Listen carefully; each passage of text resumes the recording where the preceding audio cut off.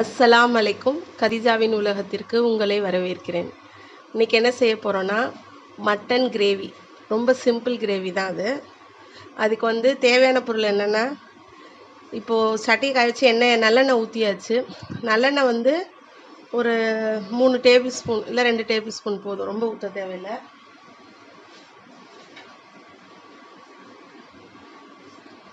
சட்டி காஞ்ச உடனே என்ன பண்ணிடணும், காஞ்ச மிளகாயும் கருவேப்பிலையும் தேவைக்கேற்ற மாதிரி போடுங்க. உங்களுக்கு எவ்வளோ உரப்பு காரம் தேவையோ அந்த அளவுக்கு போடுங்க. நான் ஒரு 8 மிளகா போட்டிருக்கேன், கருவேப்பிலையும் போட்டிருக்கேன். இது எப்படின்னா, நல்லா இந்த மிளகா நல்லா வாசனை வர்ற அளவுக்கு வறுக்கணும். அப்புறம் தான் வெங்காயம் போடணும். வெங்காயம் ஒரு பெரிய வெங்காயம், சின்னதாக இருந்தால் 2 வெங்காயமாக போடுங்க.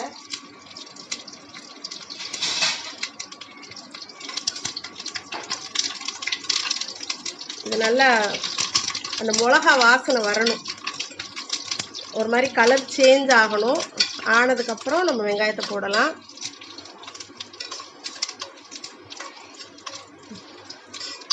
மிளகா நல்லா வாசனை வருது, கலரும் சேஞ்ச் ஆயிடுச்சு. இப்போ வெங்காயத்தை போடலாம். வெங்காயம் 2 வெங்காயம்.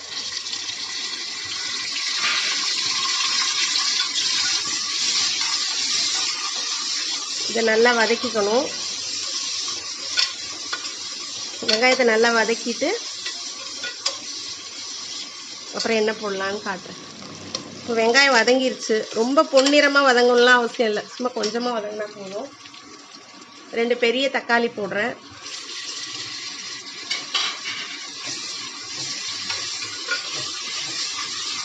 இந்த தக்காளியோடைய இஞ்சி பூண்டு போட்டுடலாம். அப்போ தான் இஞ்சி பூண்டு பிடிக்கவே செய்யாது. வெங்காயம் வதங்கும், நீங்கள் இஞ்சி பூண்டு போட்டிங்கன்னா கண்டிப்பாக பிடிக்கும். அதனால் 2 ஸ்பூன் இஞ்சி பூண்டு.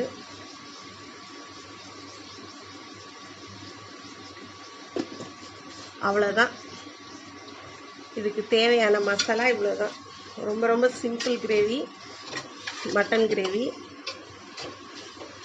இதை இப்போ இஞ்சி பூண்டு பச்சை வாசனை போகிற அளவுக்கு நல்லா வதக்கிட்டு,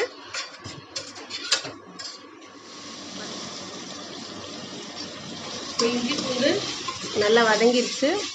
இப்போ கறியை போட்டு வதக்கிடலாம். இப்போ கறியை போட்டு அது வதக்குறோம். 1 கிலோ கறி தான் போடுறேன். கறினா மட்டன், ஆட்டுக்கறி தான்.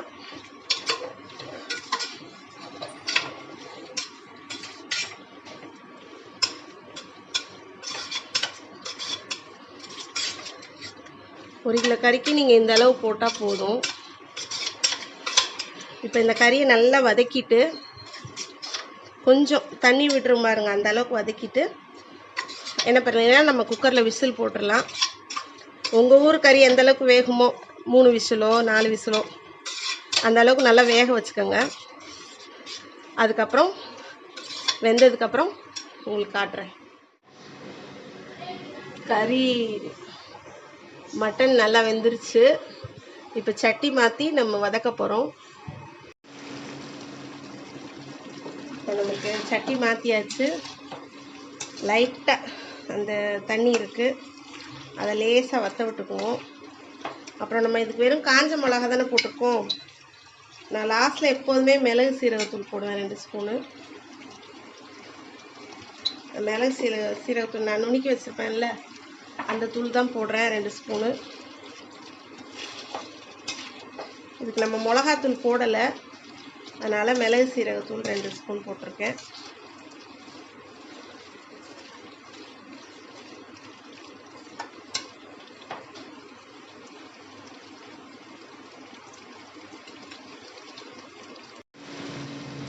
இந்த கிரேவியை நம்ம ரசம் சோறு, சாம்பார் சோறு, அதுக்கு அடுத்து தயிர் சோறு, அப்புறம் வெள்ளை சோறு, அப்புறம் இடியப்பம், அடுத்து ரொட்டி, சப்பாத்தி, பூரி எல்லாத்துக்குமே வச்சு சாப்பிட்லாம்.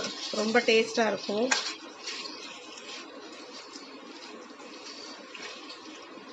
கிரேவி நல்லா ரெடி ஆயிடுச்சு. இது ரொம்ப கட்டியாக இருக்கக்கூடாது, இப்படி சாரி ரொம்ப தண்ணியாக இருக்கக்கூடாது, இப்படி கட்டியாக தான் இருக்கணும். அப்போ தான் நம்ம தொட்டுக்க சாப்பிட நல்லாயிருக்கும்.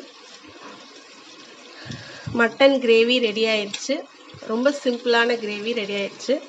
நீங்களும் உங்கள் வீட்டில் இந்த மாதிரி செஞ்சு பாருங்கள். இந்த வீடியோ பிடிச்சிருந்தா லைக் பண்ணுங்கள், ஷேர் பண்ணுங்கள், கமெண்ட் பண்ணுங்கள், சப்ஸ்கிரைபர் பண்ணுங்கள்.